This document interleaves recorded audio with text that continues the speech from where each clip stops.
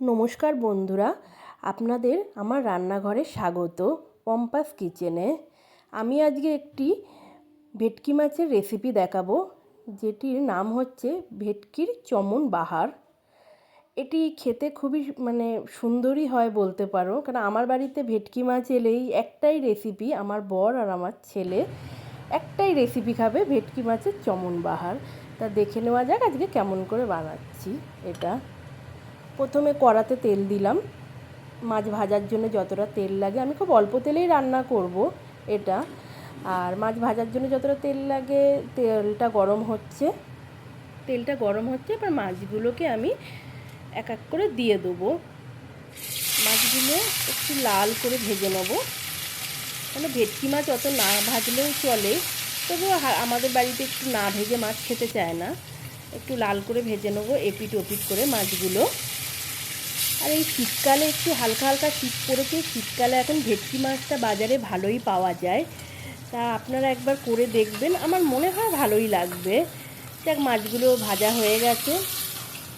ভাজা হয়ে যাওয়ার পর মাছগুলো ভাজা হয়ে গেছে। আবার 3 পিস, আমি আজকে টোটাল 5 পিস মাছ করেছি। আমি একটা 750 গ্রামের একটা ভেটকি কিনে এনেছিলাম, আজকে 5 পিস রান্না করছি। 3 পিস রেখে দিয়েছি, ওটা একদিন ফুলকপি আলু দিয়ে ঝোল করব। কেন, ভেটকি মাছ আনলেই তো চমন বাহার খায়, আমার জন্য একটু ফুলকপি আলু দিয়েও একদিন খেতে ইচ্ছা করছে, ওই জন্য 3 পিস রেখে দিয়েছি ফুলকপি আলু দিয়ে। ওটা ঝোল করব আর আপনাদের একদিন ওই রেসিপিটাও দেখাবো। এরপর আমি মাছগুলো ভাজা হয়ে গেছে, এরপর ভেটকি মাছের মাথাটা হাফ পিস রেখেছি, ওটা ভাজবো। আমার বাড়িতে আর একটা সদস্য আছে, ওটা হচ্ছে আমার একটা ছোট্ট বিড়াল, ওর জন্যে মাছের মাথাটাকে ভেজে তুলে নিয়েছি। যাই, এবার তেলের মধ্যে কালো জিরে ফোড়ন দিলাম। কালো জিরেটা একটু এলে পেঁয়াজগুলো দিয়ে দিলাম। এখানে আমি একটা বড় সাইজের পেঁয়াজ কেটে নিয়েছি স্লাইস করে। পেঁয়াজটা একটু লাল করে ভালো করে ভেজে নেব আগে। পেঁয়াজটা লাল করে ভেজে নেব। ভেজে নেওয়ার পর আমি একটু লাল হয়ে গেলে পেঁয়াজটা, এবার আমি টমেটোটা দিয়ে দেবো। টমেটোটা দিয়েও কিছুক্ষণ পেঁয়াজের সাথে নাড়াচাড়া করব। নাড়াচাড়া করে একটু লাল করে নাড়াচাড়া করব। নাড়াচাড়া অবধি একটু ওয়েট করতে হবে, লাল করে ভাজা হয়ে গেলে। আমার ভাজা হয়ে গেছে। এবারে আমি একটু চিনি কালারের জন্য, জাস্ট অল্প, আপনাদের যদি মনে হয় এটা স্কিপও করতে পারেন, নুন। আর এরপরে আমি, এটা হচ্ছে আদা রসুন একসাথে বাটা, আমি মশলাটার মধ্যে, তেলটার মধ্যে দিয়ে দিলাম। এবার যা মশলা হচ্ছে রোজকার আমার মেনুতে থাকে, হলুদ গুঁড়ো, ধনে গুঁড়ো, এগুলো ছোটো চামচের সব 1 চামচ করে দিচ্ছি। হলুদ, জিরে গুঁড়ো, লঙ্কার গুঁড়ো,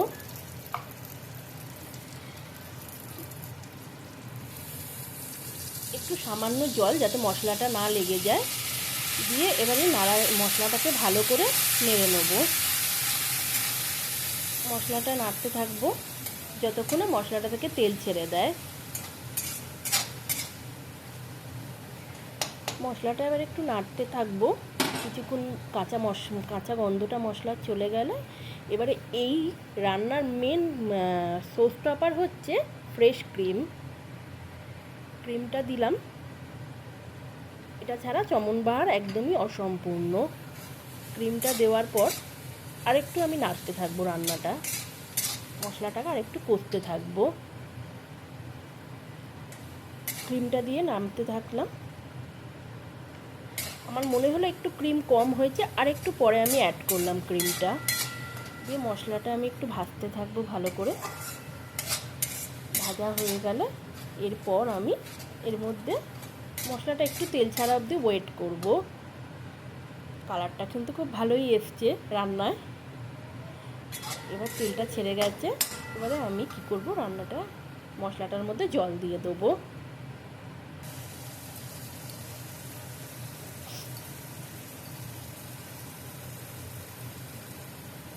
তার মধ্যে আমি একটু গরম মশলা ওর সাথে অ্যাড করলাম।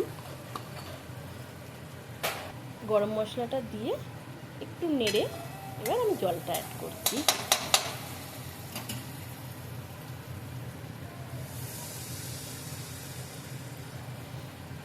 আমি এখানে বেশি জল দেব না, অল্পই জল দেব।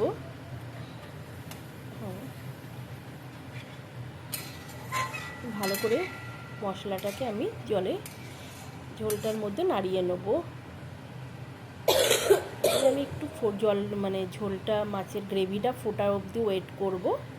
ওয়েট করার পর ঝোলটা ফুটে গেলে আমি মাছগুলো আস্তে আস্তে এক এক করে দিয়ে দেবো।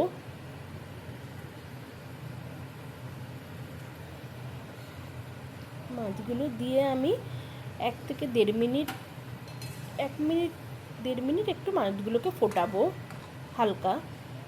ফোটানোর পর আমি এটাতে একটু ধনেপাতা কাটা আছে, কুচো করা ধনেপাতা আমি ওর উপরে ছড়িয়ে দেবো। আপনারা যদি মনে হয় এর মধ্যে গোটা কাঁচা লঙ্কা, যারা ঝাল খান, কেন আমার ছেলে তো বেশি বয়স না, ও ঝালটা খেতে পারে না, ওর জন্য আমরা একটু কম ঝাল দিয়েই খাই। আপনাদের মনে হলে একটু কাঁচা লঙ্কাও এর সাথে অ্যাড করে দিতে পারেন, ভালোই লাগবে। আমার রান্নাটা সম্পূর্ণ কমপ্লিট। এবারে আমি রান্নাটা আমার মোটামুটি হয়ে গেছে, ঝোলটাও শুকিয়ে এসছে। আমি এরকমই গ্রেভি রাখবো। দিয়ে আমার রান্নাটা কমপ্লিট হয়ে গেছে। এবার আমি গ্যাসটা অফ করে দেবো। রান্নাটা একটি সার্ভিং প্লেটে করছি, ঢেলে দিচ্ছি। রান্নাটা দেখুন কত অপূর্ব হয়েছে দেখতে। আপনাদের ভালো লাগলে আমার চ্যানেলটা লাইক করবেন, শেয়ার করবেন এবং কমেন্ট করবেন এবং অসংখ্য ভালোবাসা দেবেন আমাকে।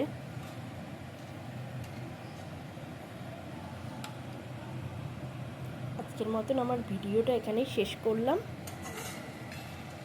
আর একটু হয়তো ভিডিওটা লেন্দি হয়েছে, রান্না করতে যতটুকুনি সময় লাগে অতটুকুনি সময় নিয়েছি।